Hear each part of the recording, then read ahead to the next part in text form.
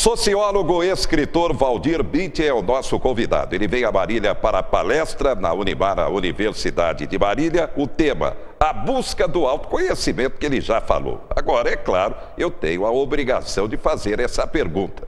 Valdir Bittig, a referência, o pai da Gisele, a top model mais famosa do mundo na atualidade. Como é isso? Bem, de novo eu vou me reportar à família, né?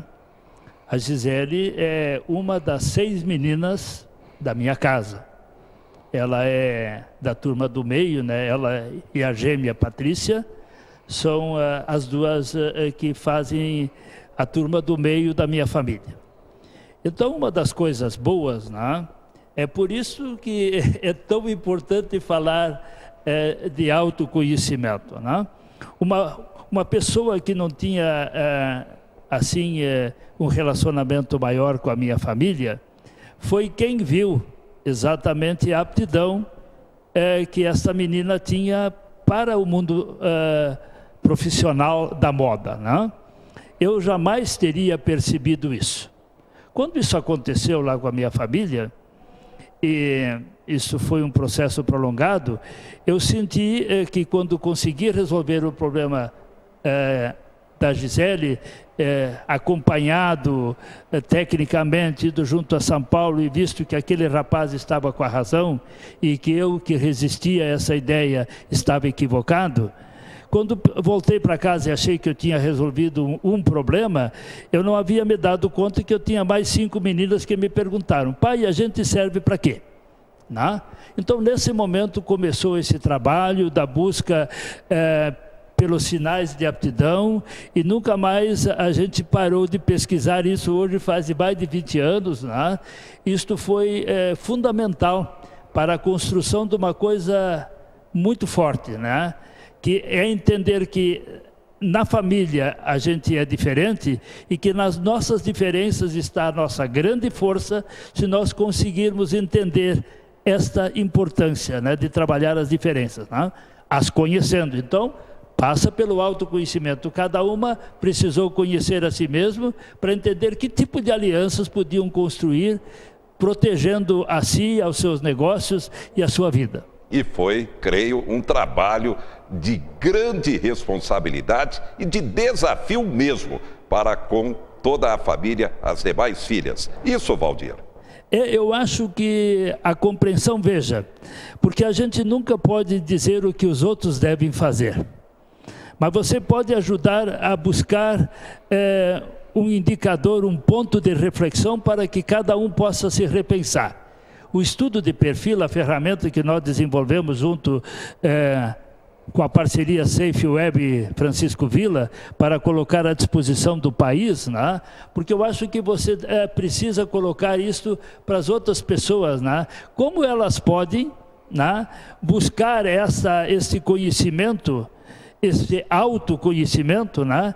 E por si só produzirem a sua realidade, né?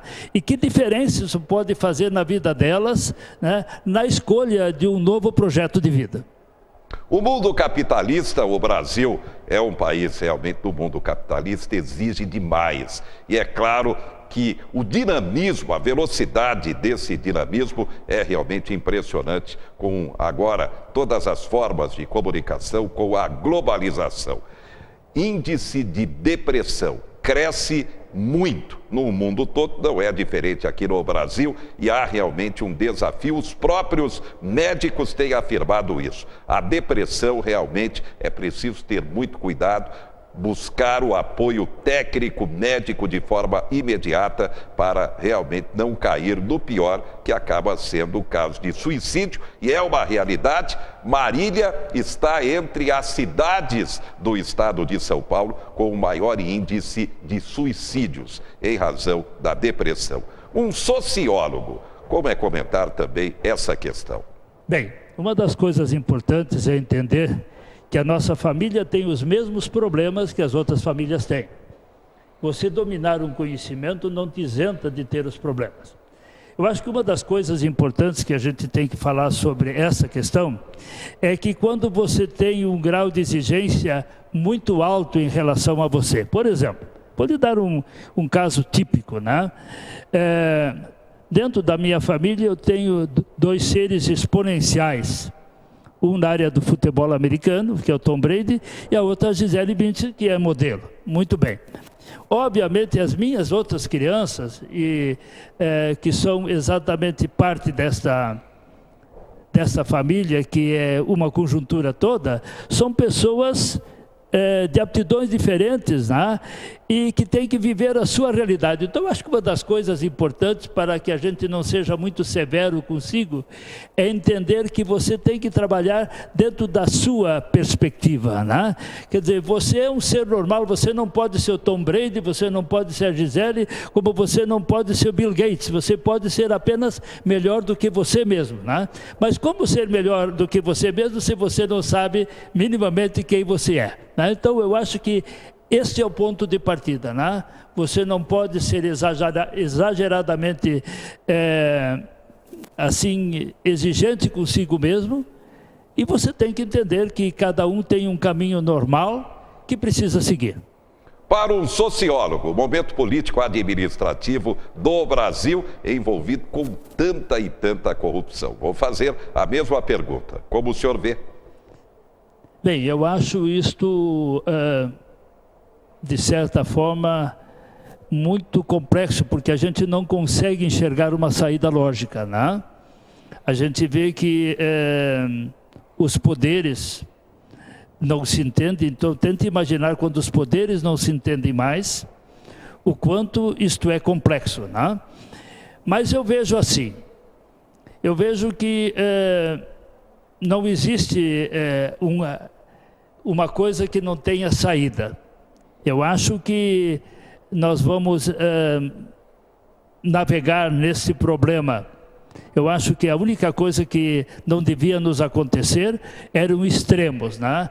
Porque os pontos extremos sempre são perigosos e negativos. Todo radicalismo não é inteligente. Então, você precisa ter um plano equilibrado, né?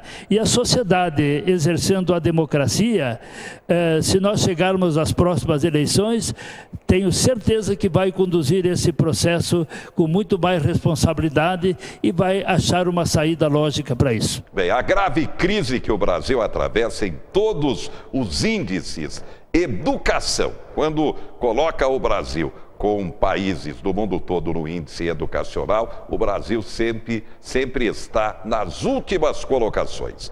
O senhor comenta também, é claro. Poxa, eu acho que esta é uma questão muito forte, né?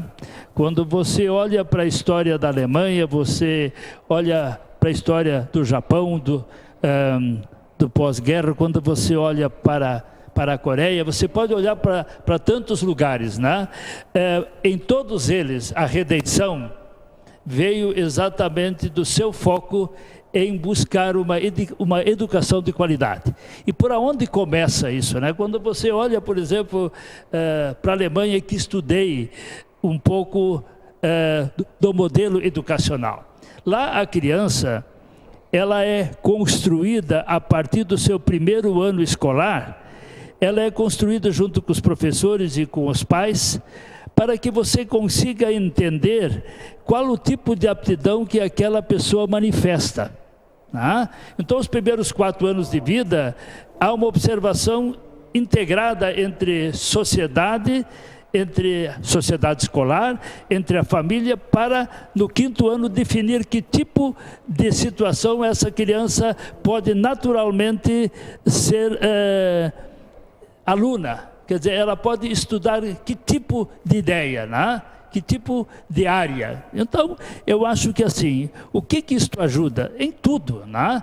Porque a criança vai fazer aquilo que lhe dá alegria, ela vai se capacitar de forma diferente e gradual, né? Então, este é um ponto de partida fundamental. Quando eu vejo hoje, quando eu olho para os meus netos, né? E sinto que as crianças, elas são tão espontâneas, e como é fácil um adulto que estudou profundamente conhecimento humano e a busca do autoconhecimento orientar essas crianças, né? E colocá-las nas áreas que têm a ver com ela, né? Porque essa criança é inocente, ela só repete aquilo que o adulto colocar né, da forma de exemplo. Então, olha que momento incrível para fazer isso. A educação começa quando pequeno, né? Então, quando a gente tem essa vantagem, esse ponto de largada, eu não vou explicar toda a ideia da educação alemã, mas ela passa sempre por isso. Qualificação de anos, né? Aí você tem um período sabático que você vai praticar apenas aquilo que você demonstrou gostar e ter aptidão, e aí você vai, em cada período você tem essa construção, né? Valdir, sua mensagem final à população de Marília e toda a região, e é claro, através da internet para o Brasil e o mundo. Bem, eu acho que uma das coisas mais importantes que pode ter no país é que ele procure não radicalizar posições, né? Que ele busque com equilíbrio a sua saída. Você tem que respeitar a ideia do outro, mesmo que seja diferente da sua, porque o que você não pode é radicalizar como se você fosse o único cara que fosse dono da verdade. Então, acho que aqui, hoje no país, nós temos um divisor muito forte de certo e errado, né? Isto é um complicador enorme, e se nós não resolvermos isso com sabedoria, vamos ter uma dificuldade enorme, talvez um problema muito sério no futuro. Muito bem. Obrigado, Valdir Binchen, que está em Marília para a sua palestra, ao economista, consultor que o acompanha, Francisco Villa, nossos convidados especiais aqui no estúdio. Aposentados da Prefeitura de Marília estão fazendo protesto contra o governo Daniel Alonso Tato. Motivo? Atraso nos vencimentos. Protesto que aconteceu nesta segunda-feira, como comenta por telefone Mauro Cirino, presidente do Sindicato dos Servidores Municipais. Então, Zé, eu vejo isso com muita preocupação. Desde março, por aí, os nossos aposentados vêm recebendo de forma, vamos dizer, escalonada, atrasado. E isso vem gerando uma confusão muito grande, um transtorno muito grande, porque esses aposentados contam com esse dinheiro, né? Eles vinham recebendo anualmente, há anos vem recebendo, sempre no dia 2, dia 1º do mês. E então o que acontece? Eles balizaram suas vidas com essa data, né? Então as suas contas, seus aluguéis, seus financiamentos, seus cartões vencem geralmente nessa data. Com esse atraso, né? Porque assim a legislação fala que tem que se pagar até o 5º dia útil, mas não acontece isso. Parte recebe no 5º dia útil, a outra parte no 6º, e assim vai. Tanto que o 5º dia útil foi, só tirando por esse mês, foi que sexta-feira. E tem gente que ainda não recebeu hoje e tem talvez a expectativa de receber amanhã, né? Então é uma situação complicada, porque as pessoas estão revoltadas. Tem pessoas que dizem, o meu aluguel venceu dia tal e a cada dia agora eu vou ter que pagar R$30 de juros, né, de multa. Então assim, vai gerando esse tipo de confronto. A gente lamenta porque eu entendo que precisa dar prioridade a esses servidores. Afinal de contas, eles contribuíram, eles trabalharam durante anos, 30, 35 anos, em prol do benefício aqui da cidade de Marília, dos munícipes. E quando eles acham que quando aposenta vai resolver o problema, vai ficar mais tranquilo, que legal, me aposentei, vou estar mais tranquilo, acaba deparando com esse tipo de situação, né? Mês a mês vindo na porta da prefeitura, passando o chapéu para receber aquilo que é de direito dele. Existem problemas com o Instituto? Tudo indica que sim, financeiro sim, mas eu acho que tem que dar prioridade a esses trabalhadores, esses aposentados. Ou seja, por que tem que atrasar o deles?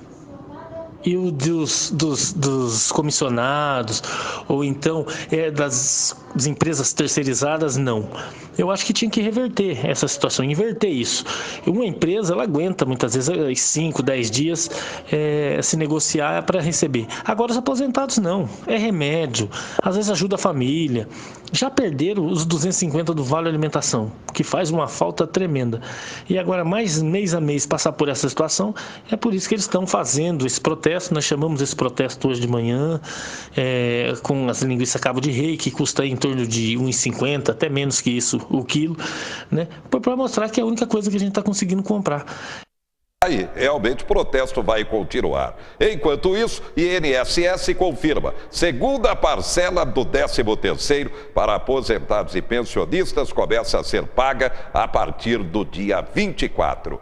Devedores da União, prazo para a adesão ao Refis termina nesta terça-feira. Nesta terça, começa a inscrição para vestibulinho da Escola Técnica de Visate. Quase 500 vagas para cursos de qualificação de graça para o mercado de trabalho. Número de inadimplentes chega a 61 milhões no Brasil. No futebol, a Itália está fora da Copa e, amistosamente, a seleção brasileira, nesta terça, 18 horas, joga em Londres contra a Inglaterra. Daniel Alves será o capitão. E valeu a pressão da população. Prefeito Daniel volta atrás e desiste de dar aumento para circular.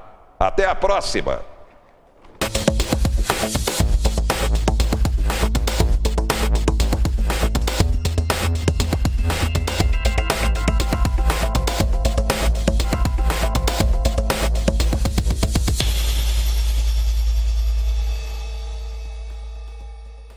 Quatro Notícias. Oferecimento. Taust faz toda a diferença. Oral Center, avançado em implantes e estética.